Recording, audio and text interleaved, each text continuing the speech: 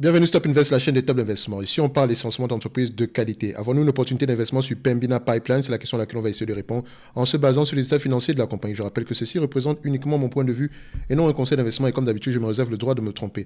Donc ici, nous avons une demande spéciale de nos abonnés ici, Top Premium. Donc je rappelle que le service Top Premium, il est toujours là. Donc il est ouvert. Ici, vous avez également le service Top Newsletter où vous avez accès aux analyses sectorielles gratuitement. Et le Top Premium, vous pouvez faire des demandes d'analyse fondamentales comme ce qu'on est en train de faire ici, que moi j'appelle quantitative. J'appelle ça une analyse quantitative. C'est pas une analyse fondamentale, d'accord, parce qu'on parle uniquement de chiffres ici. Et pour faire une analyse fondamentale, il faut également lire les rapports financiers, d'accord. Donc ici, ici, l'analyse quantitative nous permet de savoir quel genre de questions on va poser quand on va lire les rapports financiers, ok. Donc il y a d'autres éléments également ici. Donc deux entreprises que je propose généralement mensuellement. Pour ceux qui sont intéressés, ça ne veut pas dire que quand je propose, on achète. Non, ça veut juste dire que les deux entreprises qu'on propose, on en discute ici. Donc généralement, c'est suivi avec une note d'analyse et tant que le scénario de départ est toujours d'actualité, on continue à suivre la compagnie. Donc, on revient ici sur Pembina Pipeline, dont son nom l'indique ici, c'est une compagnie ici qui est, c'est à peu près on les appelle généralement les midstream, donc tout ce qui est transport, entreposage, etc. Donc, il faut savoir une chose, c'est que cette entreprise, ce genre de business-ci, ce sont des business qui sont en plein développement, dont d'habitude les free cash flow auront tendance à être moins élevés présentement, mais quand vous arrivez à long terme, le potentiel de free cash flow est très élevé parce qu'à un moment donné, l'entreprise ne sera plus en mode construction, on sera plutôt en mode maintenance. Donc, c'est surtout le free cash, la dépense en capital de maintenance qu'on devrait aller regarder. Quand vous allez comparer les net income et les free cash flow, vous allez voir que vous allez avoir tendance à voir ce genre d'éléments-ci. Je commence par les free cash flow parce que je sais que le revenu, c'est pas le revenu qu'il va falloir regarder ici, c'est surtout la génération de cash. Parce que ces entreprises, ils peuvent avoir des revenus moins élevés, mais des free cash flow qui se maintiennent. OK? Donc, je vais passer directement ici au free cash flow, hormis le fait de regarder la stabilité des revenus nets ici, etc. Oui, il y a une belle croissance, etc. Mais il faut également pour vous poser la question, est-ce que cette entreprise n'est pas impactée positivement quand le prix de la commodité fluctue? Il faut faire attention par rapport à ça. D'accord? Donc, il faut toujours garder en tête les périodes actuelles. Donc, on sait que depuis 2021, 2020 par là, le pétrole est à peu près, le prix est de plus en plus élevé ici. Donc, sans doute, il y a un impact négatif ici en termes de marge brute, mais ça ne veut pas dire que l'entreprise perd littéralement de l'argent. Donc, il faut également voir que c'est une entreprise qui est en pleine croissance ici, donc notamment c'est la croissance par quoi? Acquisition ou bien de manière organique. Donc, ce qu'on va faire ici aujourd'hui, toujours aller lire les rapports financiers pour regarder l'objectif de prix, l'objectif en termes de marge ici, l'objectif ici en termes de free cash flow. OK? Donc, moi, je vais passer directement ici à ce que pensent les analystes par rapport au free cash flow. OK? Parce que quand on compare les net income et les free cash flow, vous allez voir que sur les dernières années, les net income ont tendance à être plus élevés que les free cash flow. Donc, on va juste prendre les net income ici. On les met là. Voilà. Et on prend les free cash flow. OK? On prend ça. On les met là. Voilà. Donc, quand on met les deux sur le même graphique, voilà ce qu'on obtient. Donc, vous voyez ici que les net income ont tendance à être plus élevés que les free cash flow. D'accord? Parce que si on regarde ça ici, les net income sont plus élevés ici. Les free cash flow, oui. Sur les dernières années, on commence à avoir quelque chose d'assez positif. Mais en date d'aujourd'hui, jusqu'aujourd'hui, les net income sont plus élevés que les free cash flow. Donc, les net income peuvent être élevés par rapport à plusieurs raisons ici, mais les free cash flow, c'est généralement parce que c'est le cash que l'entreprise encaisse réellement. OK? Donc, si la dépense en capital est très élevée, comme par exemple ici, on a des net income positifs, mais des free cash flow négatifs, ça veut dire que l'entreprise ici n'arrive pas à s'autofinancer. Donc, qu'est-ce qu'elle fait? Elle doit émettre de la dette. OK, ou bien racheter des actions. C'est pour ça qu'il faut toujours regarder les free cash flow. Donc, vous voyez ici que la dette augmente, le nombre d'actions également. Est-ce que le nombre d'actions augmente ou diminue? Il augmente également ici. OK, mais depuis à peu près depuis l'avènement ici des free cash flow positifs, on a quelque chose qui augmente de moins en moins. OK, mais il ne faut pas oublier qu'elle fait également des acquisitions ici, donc acquisition et manière organique. Donc, c'est un business, quand vous le regardez la première fois, vous allez vous dire que c'est trop facile. C'est un business, techniquement, il est facile, mais il faut vraiment rentrer dans les chiffres ici.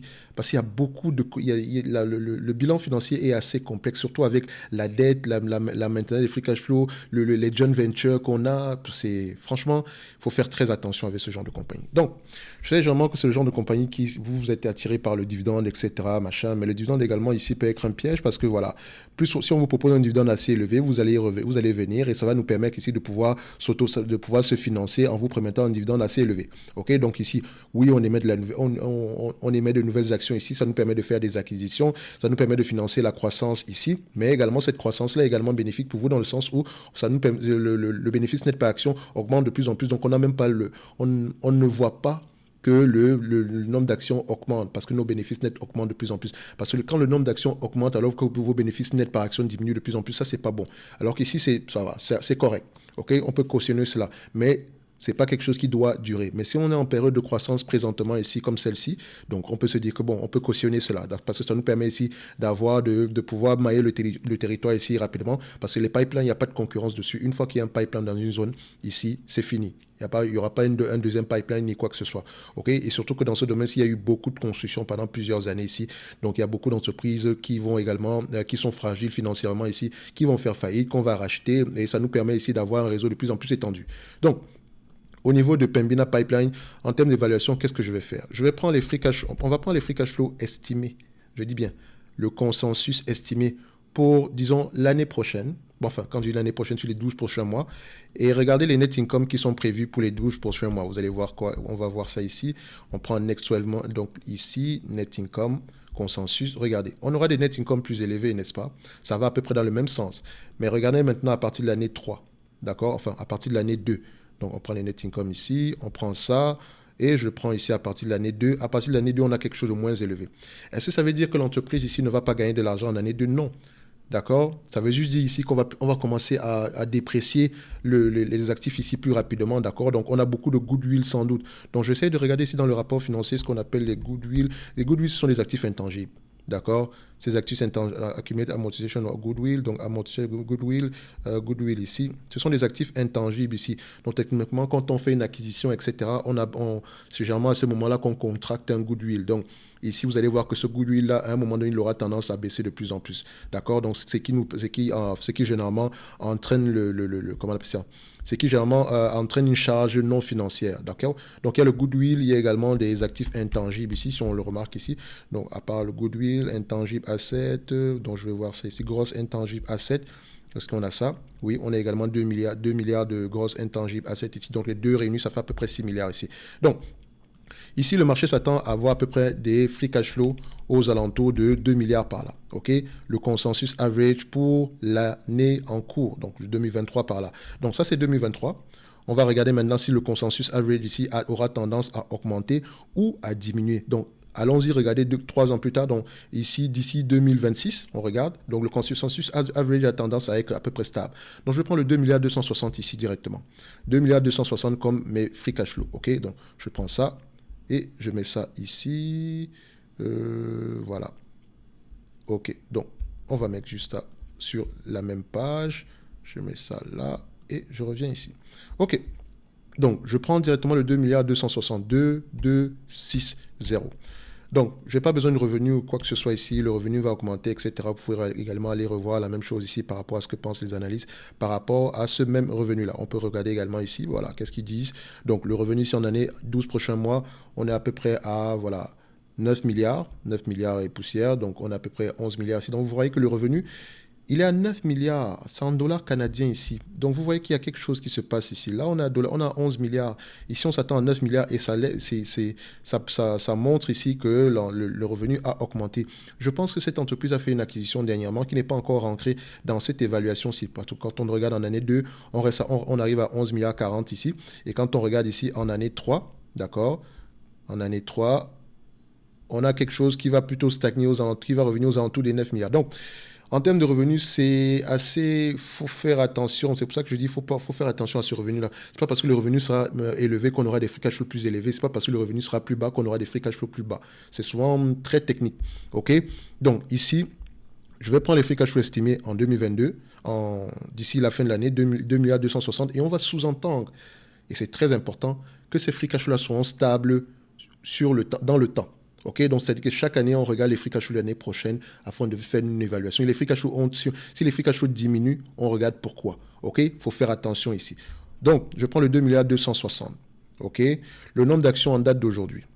Donc, le nombre d'actions en date d'aujourd'hui, on a combien en termes de nombre d'actions? Ici, au dernier trimestre, ici, on a à peu près 556. Donc, 556, je mets ça ici. 556. OK. Maintenant, en termes de dette nette, la dette nette ici pour cette compagnie-ci, il faut toujours aller vérifier dans les rapports financiers ici pour la dette nette, ça c'est important. Donc la dette nette ici est à peu près de 10 milliards 980 millions. Dette nette, 10 milliards 980 millions, toujours à aller vérifier. 10,980. OK. Donc le PER moyen pour ce genre de business, si on aura tendance à avoir des PER assez élevés, je vais même me limiter à 20 fois les bénéfices, d'accord? Parce que généralement, c'est des entreprises qui ont un pricing power. OK. Donc on va le prendre comme ça. 20 fois les bénéfices. On a 2 milliards 260, d'accord, fois 20 fois les bénéfices. On arrive à 45 milliards 200, moins la dette nette. On a une dette nette de combien ici aujourd'hui? On a une dette nette aux alentours de 10 milliards 980, moins 10 milliards 980. On arrive ici à une valorisation de 34 milliards, divisé par le nombre d'actions. On est à peu près à combien en termes de nombre d'actions ici? On est à peu près à 556, divisé par 556. On arrive à une valorisation aux alentours de 61 $ l'action. Donc, on se dira qu'en date d'aujourd'hui, l'entreprise est sous-évaluée. D'accord? Ça, c'est en prenant X20, d'accord? 61 ici. L'entreprise serait sous-évaluée en date d'aujourd'hui.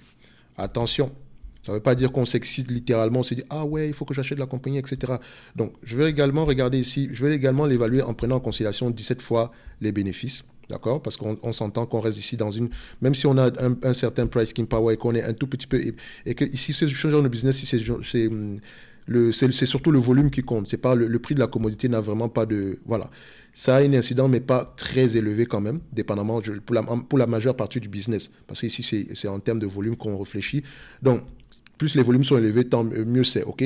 Donc, si on s'entend que quand le prix de la commodité augmente, on a tendance à avoir des volumes très élevés. Quand le prix de la commodité diminue, on a tendance à avoir des revenus très peu élevés, mais généralement, ce sont des contrats en avance, donc c'est-à-dire que vous prenez et vous payez, même si vous n'utilisez pas, vous allez payer les charges, enfin, vous allez remplir vous allez payer ce contrat-là, d'accord? Donc, que les volumes soient élevés ou bien peu élevés, vous payez en avance. OK? Donc, je pense que ce sont des contrats qu'ils appellent le take or pay. D'accord? So, ici, si on prend à 17 fois les bénéfices, 2 milliards 260, et je dis encore que quand je prends 2 milliards 260, je sous-entends que ce 2 milliards 260-là reste stable au moins sur les 5 à 10 prochaines années. C'est très important.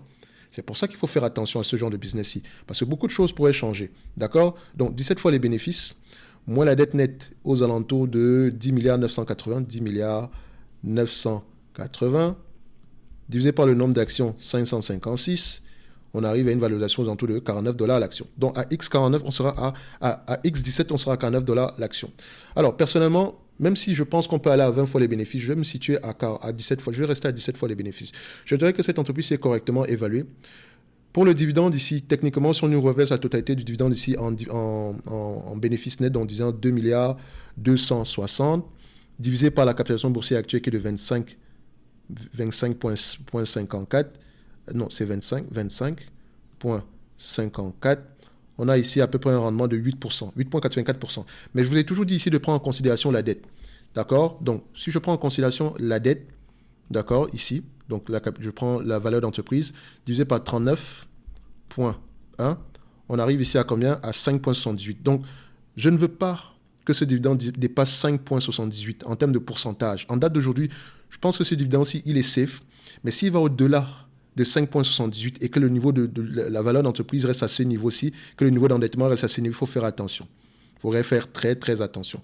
Donc, en date d'aujourd'hui, ce dividende, il est safe. Si on vous le distribue sans prendre en considération la dette, vous aurez un 8% et plus. Si on vous le distribue en prenant en considération la dette, vous aurez aux alentours de 5,78%. Donc, c'est assez correct. 5%, c'est assez correct ici. Donc, c'est une compagnie qui pourrait être intéressante pour ceux qui recherchent un dividende et peut-être également pour ceux qui recherchent le dividende et la croissance. Quand on regarde ici l'outil FastGraph par rapport à quoi s'attendre dans le futur, on s'attend plutôt à une stagnation au niveau des bénéfices nets ici. Donc, mais attention, les bénéfices nets ici ne représentent pas la rentabilité réelle de cette compagnie-ci.